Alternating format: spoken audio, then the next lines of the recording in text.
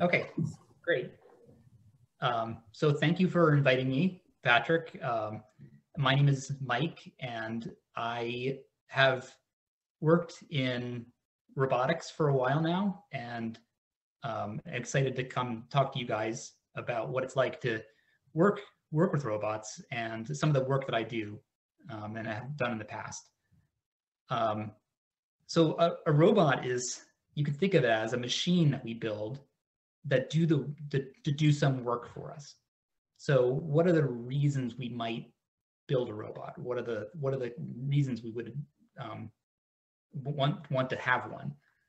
Well, one I could think of was that sometimes we build robots to do jobs that are too dangerous for people to do, or jobs that are in places that are too inaccessible for people to get to.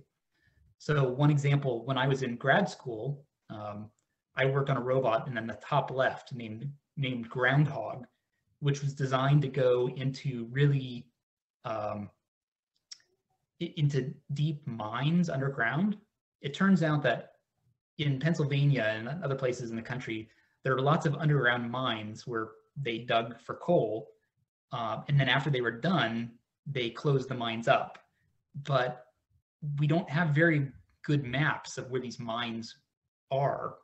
And there was actually an accident back in the early 2000s where one new mine accidentally pierced into an old mine that was full of water, and the water came into the new mine and trapped a bunch of miners. Luckily, they were able to drill a hole down into the mine and rescue them all. But in response to that, the school I went to built this robot called Groundhog to actually go down into mines and try and make a map. If we have a map, then we know better where it's safe to build new mines. And you could see like what it was like for the robot. It's covered in mud. And this was actually not a very bad mine. There were ones that were much worse. I also worked on a robot on the top right named Nomad, which was designed to go to Antarctica. And there was trying to find meteorites. So little pieces of rock from Mars and the moon that have fallen down to Earth, and the robot would trail a bunch of sensors behind it and try and find meteorites for scientists to study. Another thing that we might do is try and build robots that interact with people. And another robot I worked on was Pearl. Pearl was a nurse bot, which is in the center here. And it was a robot designed to help work with elderly people, live with them. And that's right, and the robot could talk. It had a face that could change expressions. It could watch out and make sure that you're okay. It could also answer questions and help you talk to your doctor through the screen, kind of like FaceTime. Patrick, can you change the slide? After I went to grad school, I went to work, oops, that's one too far. I went to Stanford, where I went to work. I got a job at Stanford in the artificial intelligence lab. And there I worked on a Segway robot, which is one of those two-wheeled balancing scooters, kind of like a, what do you call them? A hoverboard, except that ours was robotic and it had a bunch of sensors on board. And we used this robot to build big maps. That's one of the scientific problems that I'm interested in. How do you use robots to build really big maps? On the top right, you can see a picture of a map we built of the Stanford campus. Back then, we thought that was a big map. Now we build even much, much larger maps than that. And I also started to get into self-driving cars, which is what I work on now in my job. And so I'm going to spend most of the rest of the time talking about that. But if you have any questions for me about robotics, feel free to ask. We can maybe save them till the end if you want. Okay, so then next slide. So we started working at Stanford on self-driving cars, and we participated in a competition. And later on, this research turned into a company, which we call Waymo. Waymo is part of Google, the search engine company, that we spun off to be a self-driving car company. And there, you won't see any of these cars where you are right now, but in the San Francisco Bay Area and also down in Phoenix, there are a lot of these self-driving minivans running around, and a small number of people can actually use these to like an Uber or a taxi, where you can call it and it will come pick you up and help take you to wherever you want to go. So I'll talk about how I got into self-driving. So can I see the next slide, please? So first of all, why would you want to have a self-driving car?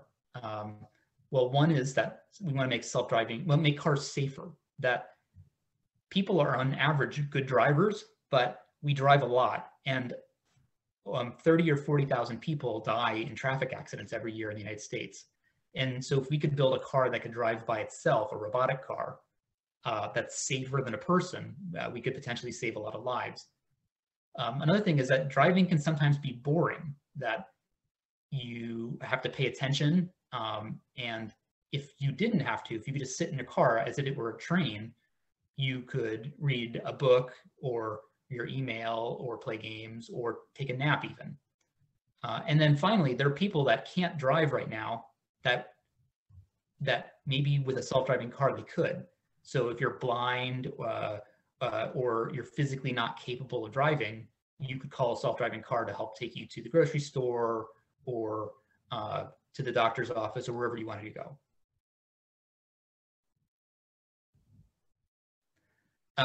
In 2004, the federal government decided to have a race, and it was a race for self-driving cars. And what they said was, there's going to be a 150-mile course, which we're not going to announce until the day of the race. And you have to build a robot that can drive through the desert completely on its own. And there's going to be natural and man-made hazards. But the trick is there can be no driver in the car and no remote control. So the car has to do all of the driving. And it either makes it to the finish line or it doesn't. And the fastest car to make it through, if one finishes, wins the race. And there's a prize of $2 million. This was called the DARPA Grand Challenge.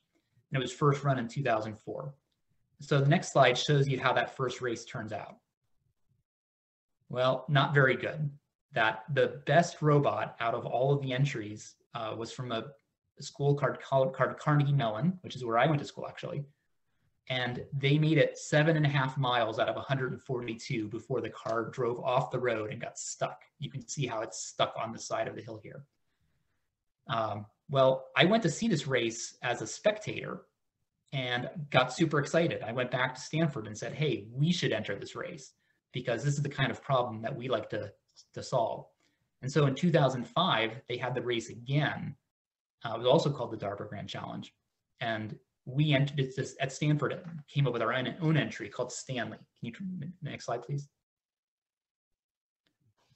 So Stanley was a self-driving Touareg. It's a SUV. We partnered with Volkswagen and they helped build the car. And we built the software that were the brains of the robot, essentially. So this is kind of looks like a race car. It's a regular car. It has a steering wheel and a gas pedal and a gear shift, except that they move by themselves, that the car is doing the driving. Next slide, please.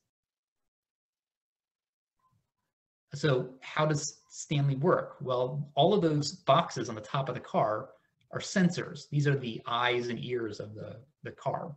So there are 5 lasers which take kind of 3D pictures of the road in front of the car that help it figure out whether it's safe to drive or what's on the road and what's off the road. There's a camera, just like a digital camera, that we also use for seeing farther down the road. And then there were some radars. Radars are really great for detecting other cars, things made out of metal. We had GPS to tell us where the car was, and then computers in the trunk that would help. That's where all the computation happened. And then there's something called drive-by-wire, which is just a fancy way of saying electronic control of the steering and gas and brake. So there's a chain that goes around the steering column that lets the computer turn the steering wheel. And there was a little robotic arm that would push the gear shifter forward and back so the car could go into reverse and into drive. Next slide. So there's a quick video here that Patrick can play. This is what the race in 2005, what the race was actually like. So Stanley started second out of all the entries, and it was behind a robot from Carnegie Mellon, which was the favorite to win the race. But Carnegie Mellon during the race had some troubles. And so this is the point in the race where Stanley's catching up to, I can't remember the name of that robot. And you'll see what happens. So just let me know if the sound doesn't turn on. Highlander struggles to summon the power to complete its mission.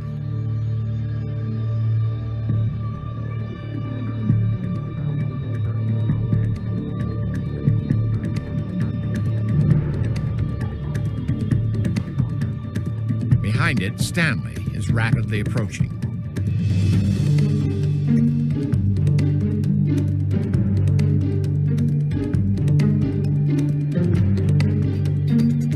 But Highlander recovers on the flats, and for many miles they continue neck and neck.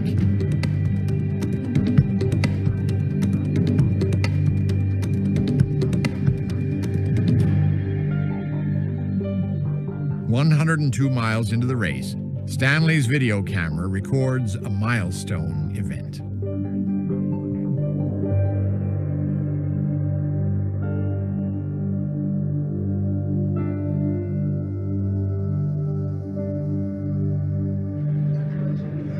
Stanley has passed Highlander.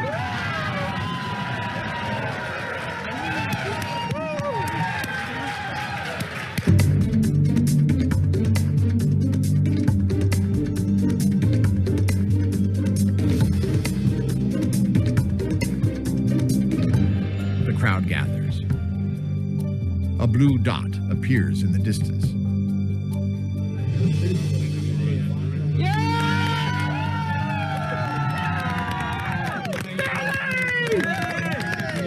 After driving 6 hours and 53 minutes at an average speed of 19 miles an hour, Stanley is about to become the first vehicle in history to drive 132 miles by itself.